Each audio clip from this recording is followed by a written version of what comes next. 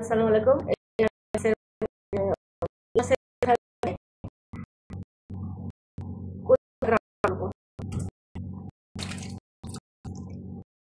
করছি ওটা করবো, ছোট ছোট কাটলাম।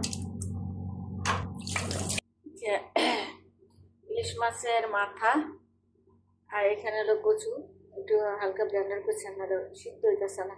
আর এটা হলো যে মশলা, একটু সর্ষে বাটা দিলাম, সর্ষে বাটা দিয়েছি, মরিচ, হলুদ, মিক্সড মশলা, লবণ দিলাম, মশলা দিয়ে কষাবো। কচু শাক দেওয়া ইলিশ মাছের মাথা অনেক স্বাদ লাগে। দিলাম, এখন মাথাটা দিয়ে কষাবো।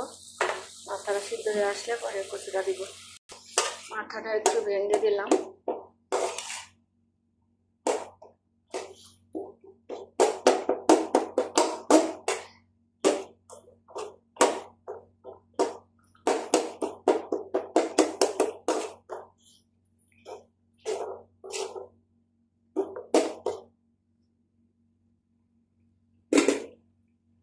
সরিষা বাটা দিচ্ছি, আরো স্বাদ মানে সরিষা দিলে একটা সরিষার একটা গ্রান আছে, সেটা মানে গ্রানটা বাড়াবো, জন্য সরিষা বাটা দিলাম। গ্রান একটা গ্রান সুন্দর, এভাবে খাওয়া যেত। এখন আমি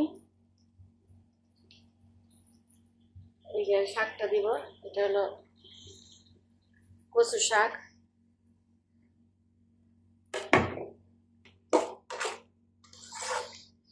শাকটা সিদ্ধ হয়েছিল কম, মানে সোডা সোডা হয়ে গেছিল, এই জন্য একটু ব্লেন্ডার করছিলাম, ব্লেন্ডার বেশি হয়ে গেছে। আদা ভাঙ্গা হয়ে যায় সুন্দর, আরো সুন্দর হইতো। কাঁচামরিচ দিলাম।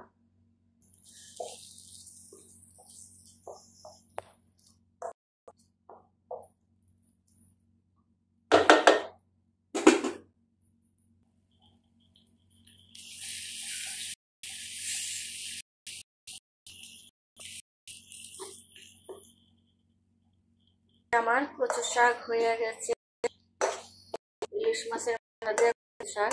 কচু শাকটা ব্লেন্ডার বেশি গেছে, দেরি হইতেছে।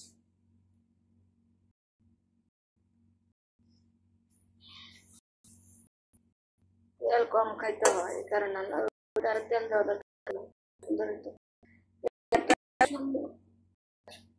অনেক তেল দিলে সুন্দর লাগে, খাইতে ভালো লাগে। আমার হাজবেন্ড তো শেষ।